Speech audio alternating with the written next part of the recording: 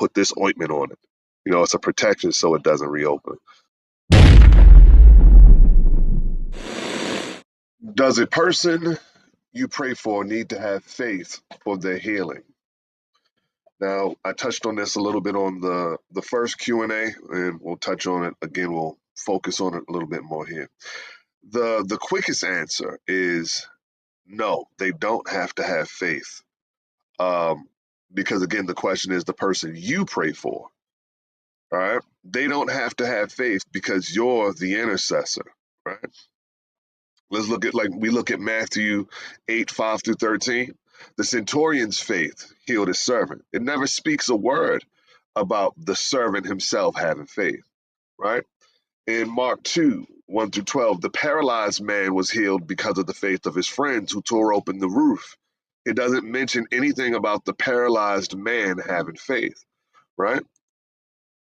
But we'll add on to this, right? Because if no one is praying for you, then yes, your faith matters. All right, we talked about in the last one, Mark 5:34, daughter, thy faith hath made thee whole, right? And so if no one is praying for you, you absolutely stand in faith for whatever it is you're trusting God for. And in this case, we're talking about healing. However, after a healing, there may come times where so when we have the person that prayed for you, right? Their faith brought forth the healing of what it is that Jesus has done, right? However, there are times where you have to stand and contend after they walk away. We know that the thief comes to steal, kill, and destroy. It's John 10, right? In Galatians 5:1, stand fast, therefore, in the liberty wherewith Christ has made us free. All right. So there comes a time, and I've seen this over and over. Many of us have seen this over and over, where somebody receives a healing, they go on about their way the next day, a week later, a month later, that thing that they were healed from gets represented to them. All right. And when that thing gets represented to them, this is where they get to stand fast, therefore, in the liberty wherewith God, Christ has made us free.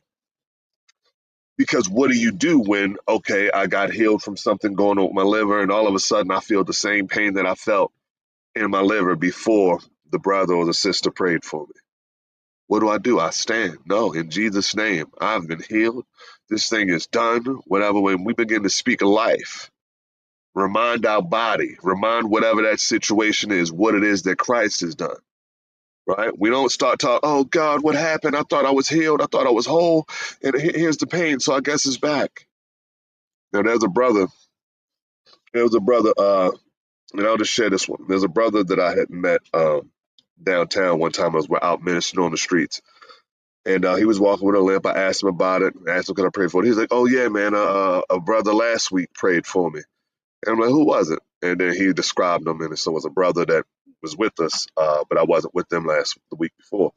A brother prayed for me last week. And were you healed? Yeah, I was good. And what happened? When I got home, it came back. And I'm like, okay. And you said, oh man, it's back, didn't you? He's like, yeah. And I'm like, no. And so we addressed it again. I prayed for him. All the pain left. He was able to move and function and everything. And I began to teach him, this is how you stand.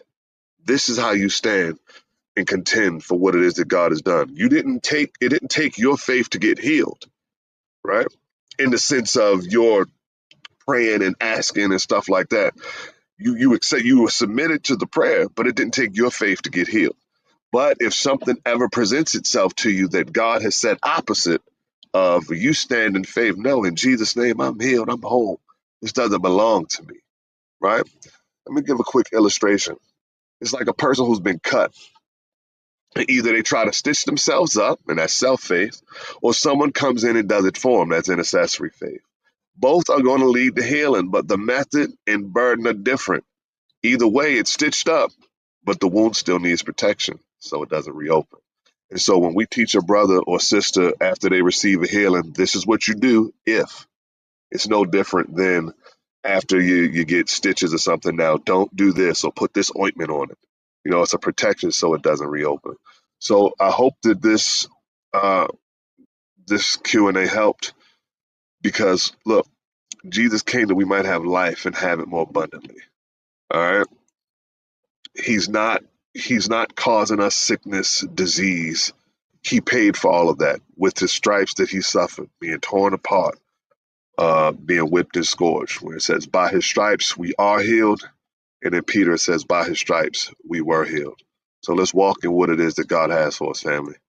If you love the Lord and this video has been a blessing to you, hit the like button, hit the subscribe button and the bell for notifications so you'll be up to date with what we're doing here at Clash the Kingdoms. All right, family. Until next time, be blessed.